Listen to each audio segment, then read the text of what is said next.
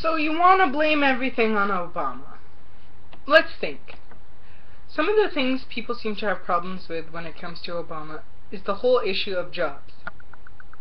And how he's been focusing lately more on civil rights than on job creation and the economy. Okay. Let's look at the whole job situation. Here's a quick breakdown. Here's Econ 101 right now. The unemployment rate. Unemployment rate equals the unemployed over the labor force times 100. But what does it mean to be unemployed? Unemployed means that you are actively looking for work, but are unable to find it. So, in that circumstance, if you're unemployed but not looking for work, then technically you're not unemployed in an from an economic statistical standpoint. So let's think about this. We know that Obama has created jobs, but we also know that the unemployment rate has increased. Let's think of some possible reasons for this. Here's one. Jobs creation has increased, but the rate people are getting jobs at and the rate people are entering the labor force at are not the same. The rate people are re-entering the labor force is a lot higher, making the percentage of unemployed over employed that is increases.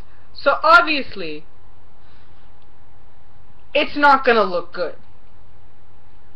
But what people fail to see is job creation has increased. Even though that the unemployment rate has increased, the overall economy is improving.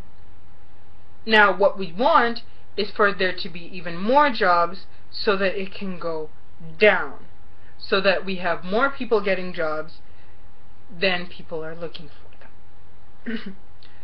Right now, we are still in a recession, but more like the recovery phase. We want to get back to that boom.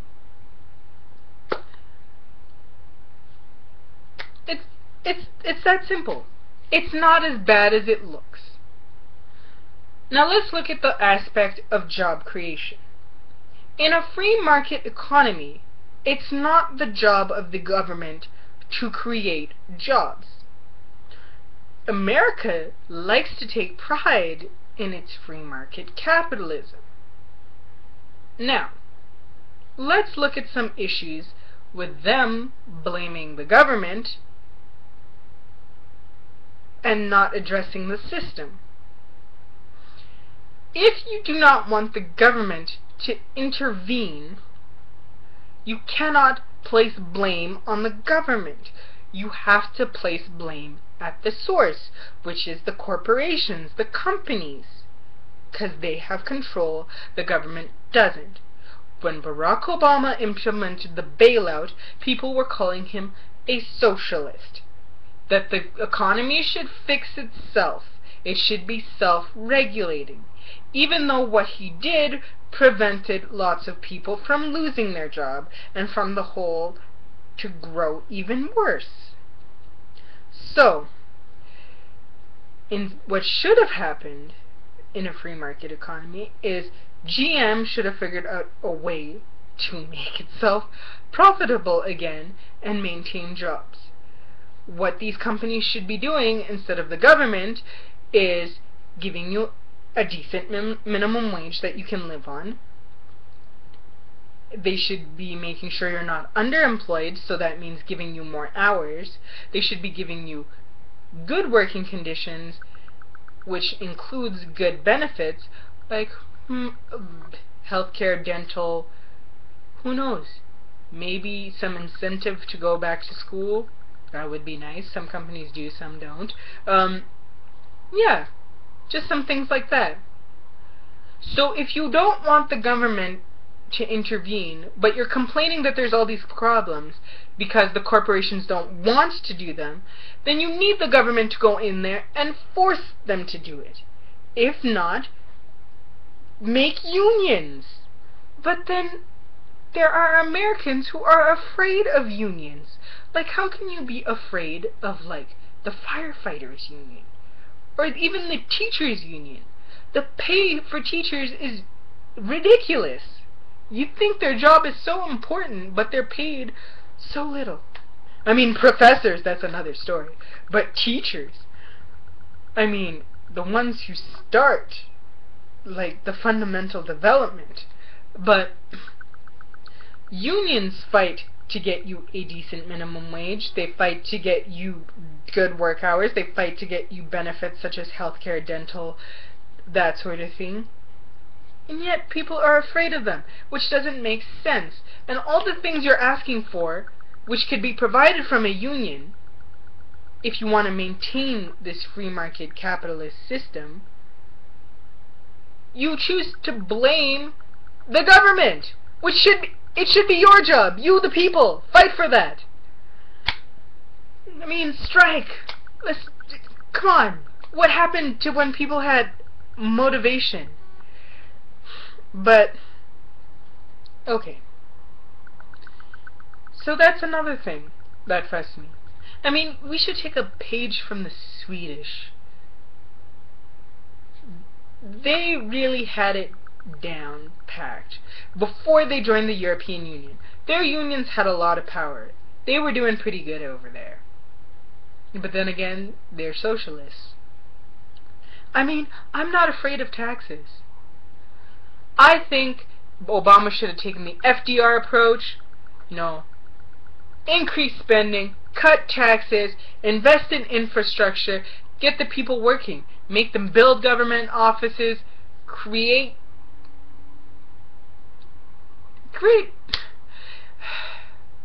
build more schools, hire more teachers, you get more kids in there, and then when the economy recovers, then you tax people. In a boom, you tax.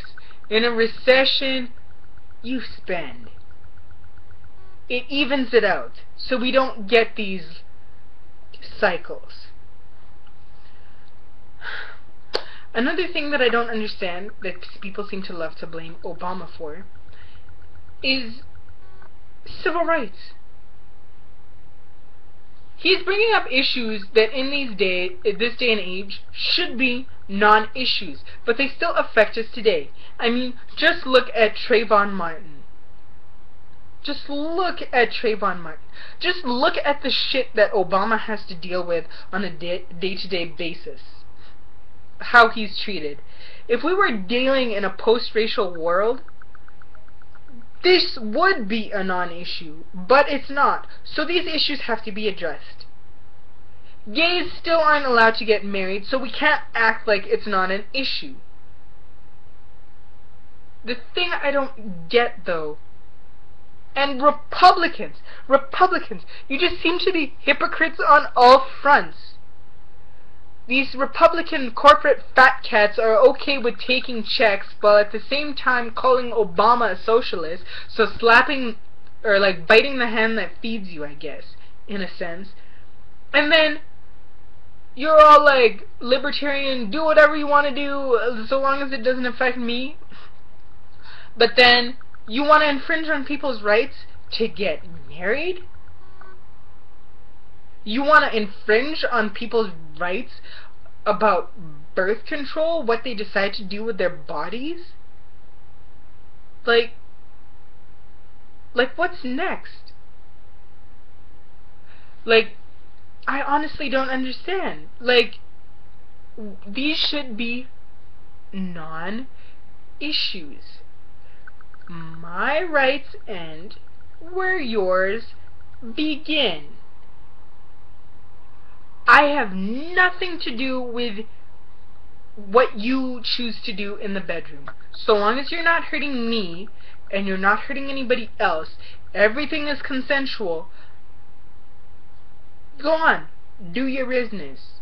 So long as you're not hurting anyone or anything, it should be cool.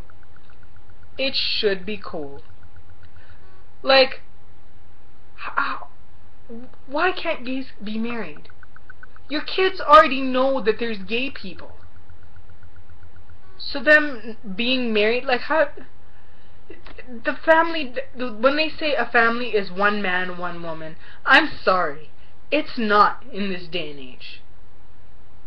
There are the traditional families with one man, one woman. There's the blended family with one man, one woman. But it's not the birth mother, it's the stepmother, and say a mom and the stepdad.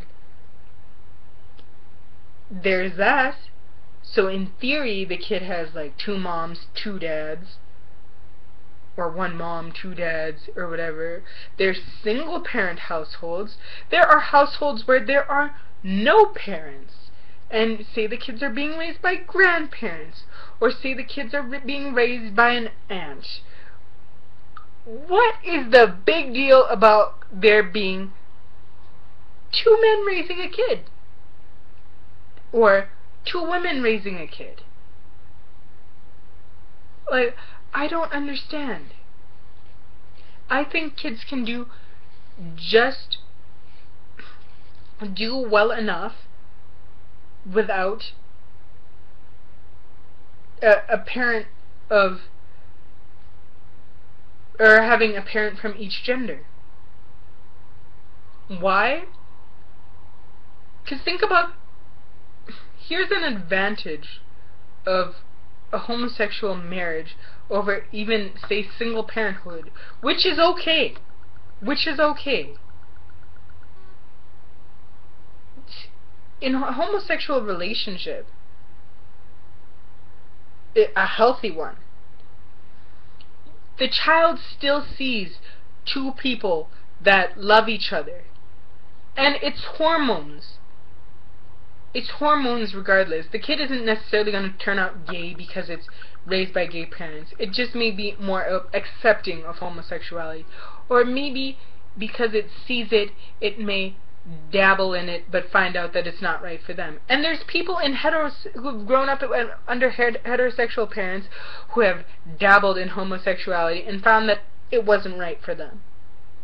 So, but at the end of the day, they see 2 people that love each other. I don't see what the big deal is. Like, sure, a kid might be curious, like what was my dad like, or like what was my mom like, but that's in the same situation as, like, say, adopted kids as well.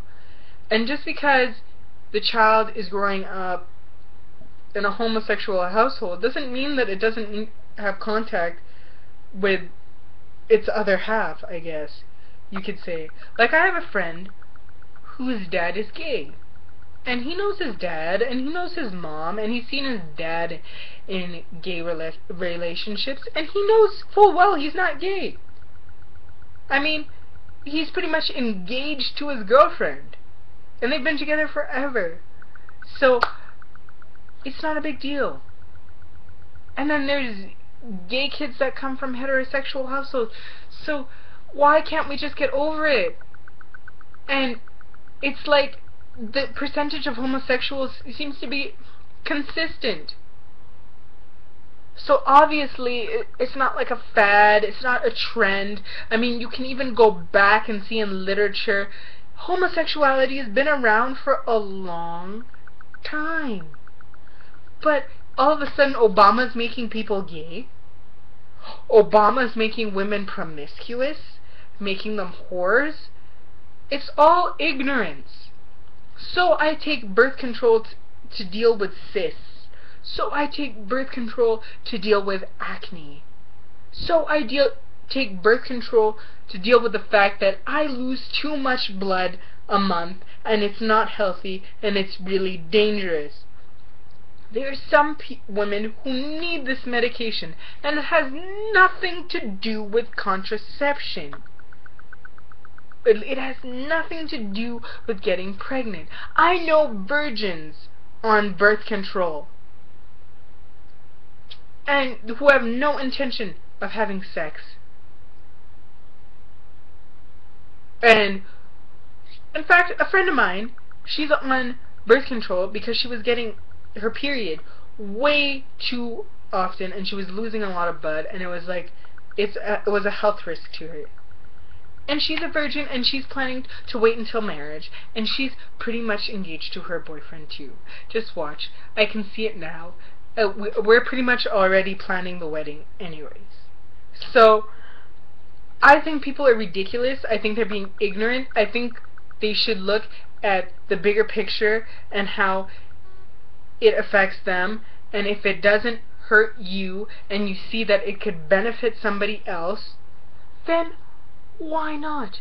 The reasons why Republicans get so frustrated about taxes is because that means they have to give out money to help others. I mean, when you're on the receiving end, it's all fine and dandy, and that's why they don't want to do it. But at the end of the day, remember it, rich people. You can't die with your money. And you need to instill in your kids some work ethic. You have more money that you can ever spend in your life. You have more money than your kids can ever spend in their lives. And how do you know that your child is not going to blow it? That everything you worked hard for, that your child is not going to blow it? And the fact that you have enough for you and all your generations to come, why can't you allow somebody else that privilege as well? Imagine if the shoe was on the other foot, the roles were reversed.